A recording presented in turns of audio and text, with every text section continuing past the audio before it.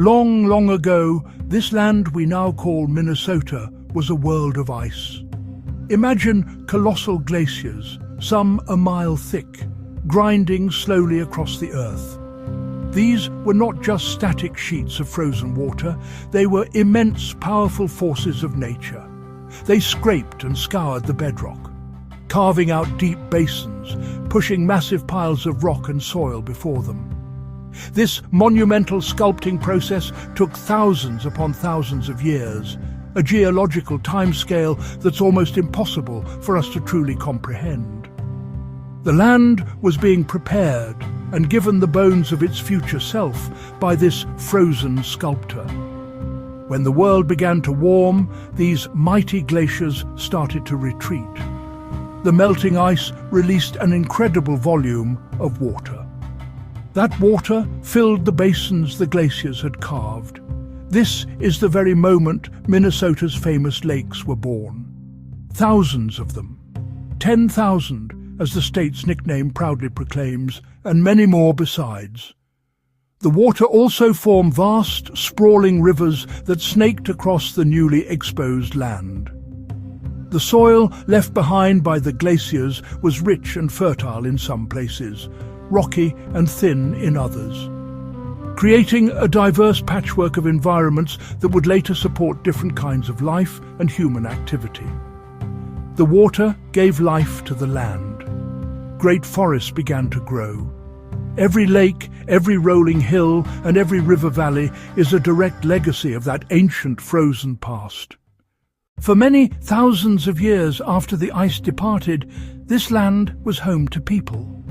These were the original inhabitants, the native peoples whose lives were woven into the seasons and the land. Two of the most prominent groups were the Dakota, the Ojibwe. The Dakota, whose name means ally or friend, have lived here for centuries. They considered the southern part of Minnesota their homeland and the central part too, especially the fertile valleys of the Minnesota River and the Mississippi River. Their lives were tied to the open prairies and the great river systems, living in villages, moving with the seasons. The Dakota lived a sophisticated, deeply spiritual life.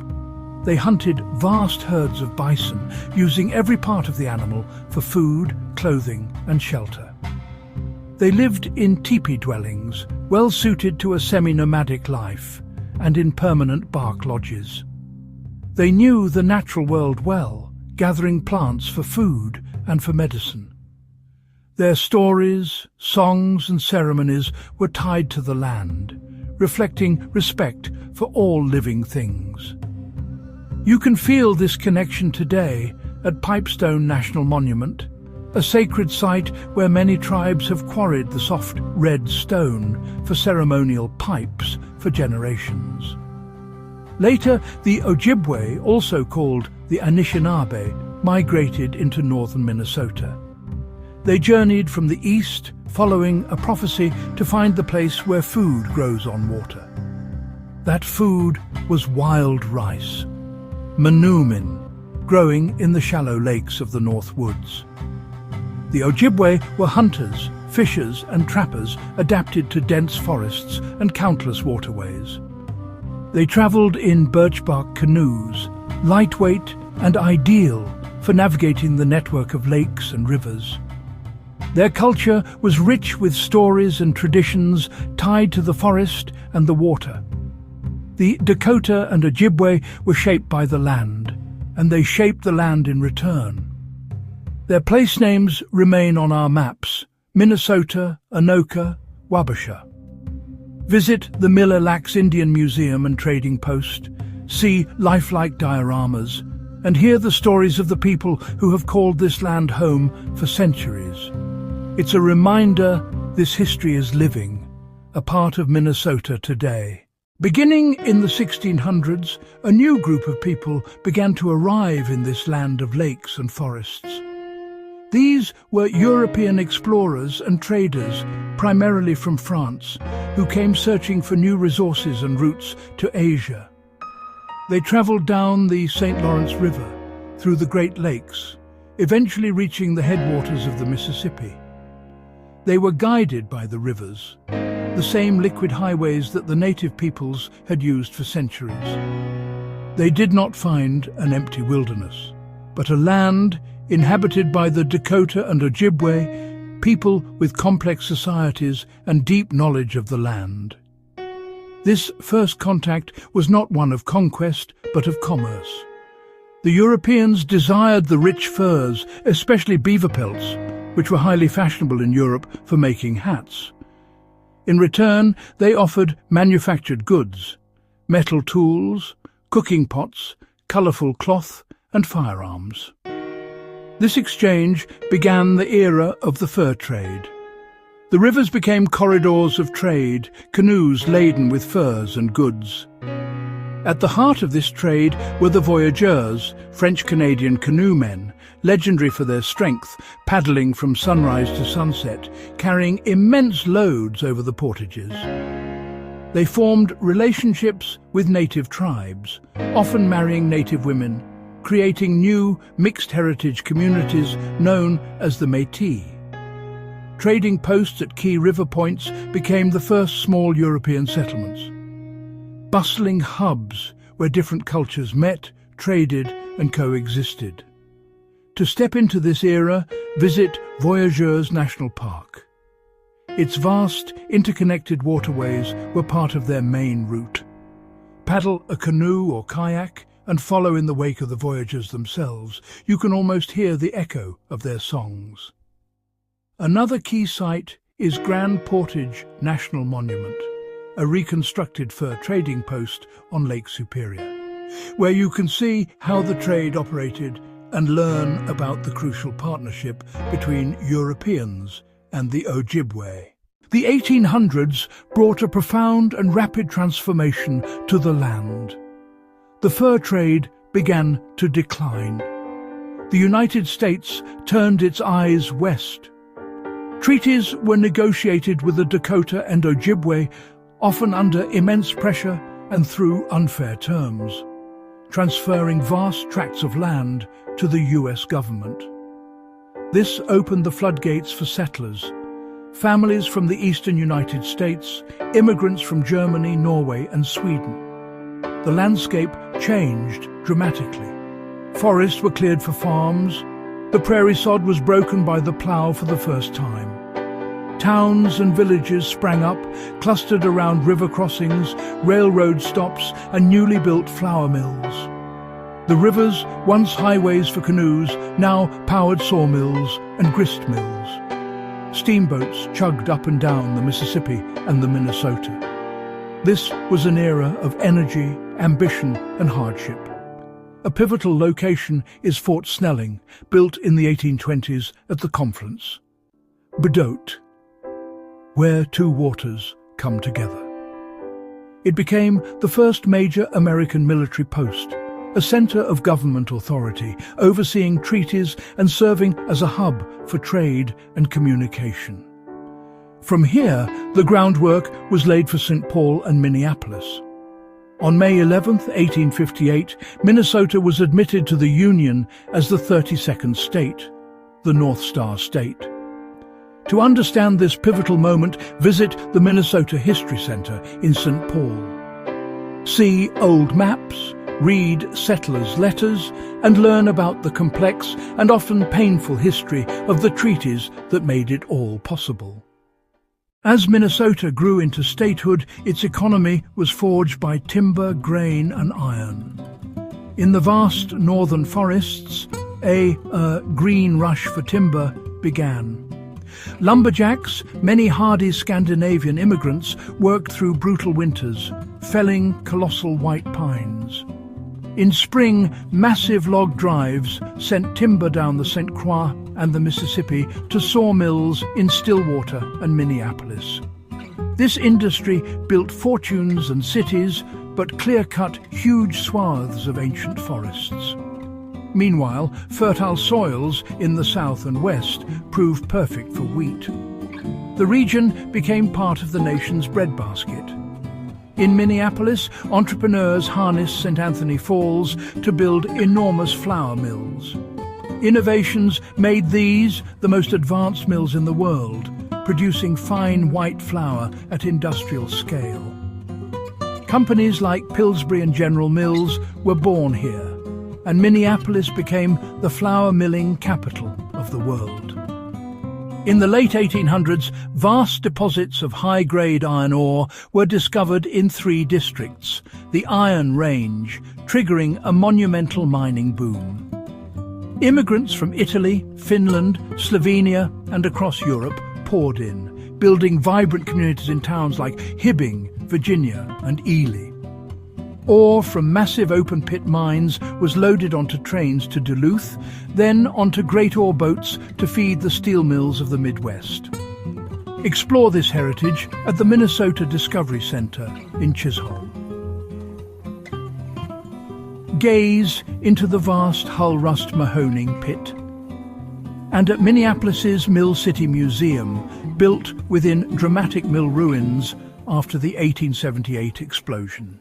At the heart of Minnesota, located at a strategic bend in the Mississippi River, 2 cities grew side by side, the Twin Cities. Minneapolis grew up around the powerful St. Anthony Falls, a city of flour mills, sawmills and factories. The river was its engine, the skyline crowned with grain elevators and smokestacks. Downriver, St. Paul began as a trading and transportation hub at the last steamboat stop, becoming territorial and then state capital, defined by government, law and finance. Its streets bore Victorian homes, grand churches and the magnificent dome of the state capitol. While Minneapolis was the muscular industrial worker, St. Paul was the refined administrator. Together, a dynamic urban centre. The cities matured into centres of culture and education. Grand theatres, orchestras, museums and parks. The University of Minnesota grew into a world-class institution. From rough frontier towns to sophisticated metros. Today you can walk the Stone Arch Bridge for views of St. Anthony Falls and the Mill District.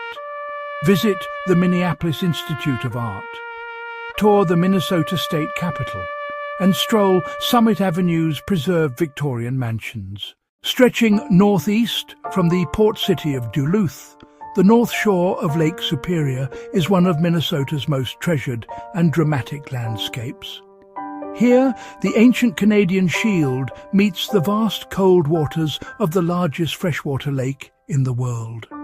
A rugged panorama of sheer cliffs, cobblestone beaches and pristine forests to the water's edge. Rivers carve deep gorges, creating spectacular waterfalls that tumble into the lake. Duluth, built on a steep hill, tied its fortunes to the water, shipping iron ore and grain as the westernmost Great Lakes port. Watch 1,000-foot lakers glide beneath the aerial lift bridge to load cargo, a living link to its industrial heritage. Perhaps the North Shore's most famous landmark is Split Rock Lighthouse. Perched atop a 130-foot cliff, it was built in 1910 after tragic shipwrecks in a ferocious 1905 storm. Its light guided ships through fog and fury, a symbol of our relationship with the Great Lake. Drive the North Shore Scenic Drive for stunning vistas. Stop at Gooseberry Falls and Tetagouche to hike to waterfalls and stand on the rocky shore. Tour the restored Split Rock Lighthouse and feel the wind on the cliff's edge. Modern Minnesota is a place of fascinating contrasts, where a deep appreciation for the outdoors coexists with bustling urban life and commercial innovation. Perhaps no single place represents the state's modern, consumer-focused identity more than the Mall of America in Bloomington.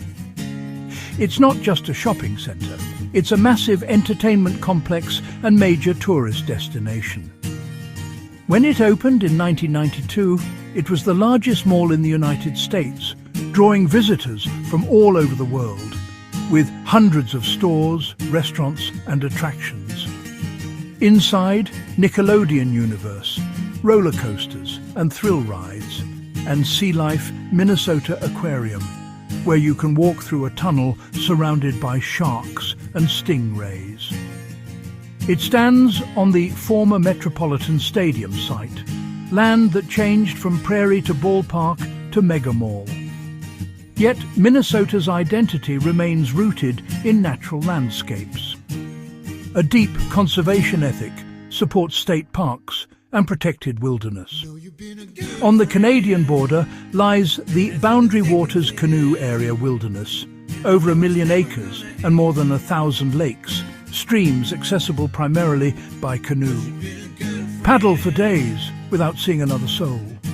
Camp under brilliant stars.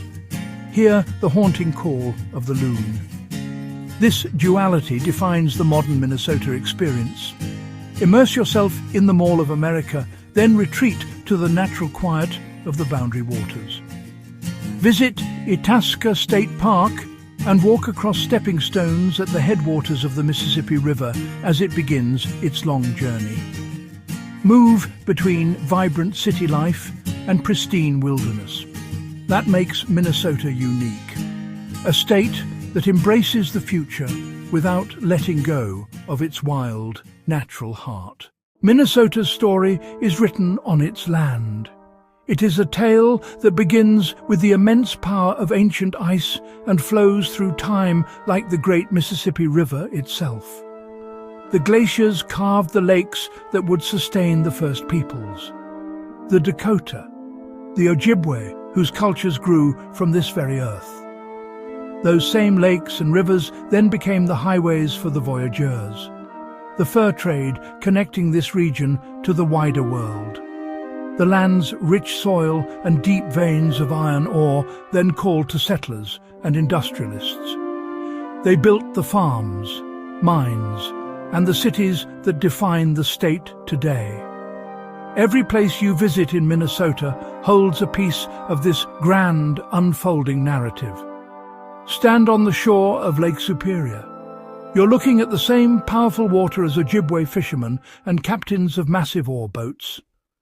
Walk Minneapolis, where the roar of St. Anthony Falls powered an industrial empire. A quiet paddle through the Boundary Waters is a journey back through time. This history lives in city and river names, and in the vibrant cultures of the Dakota and Ojibwe communities that thrive today, and in the spirit of the people who call this state home. Come with curiosity. Go to these places. Walk the trails, paddle the waters, visit the museums, listen to the wind in the pines and the water at the shore. The land connects deep past to vibrant present. Welcome to Minnesota. I've been to places that don't exist yet.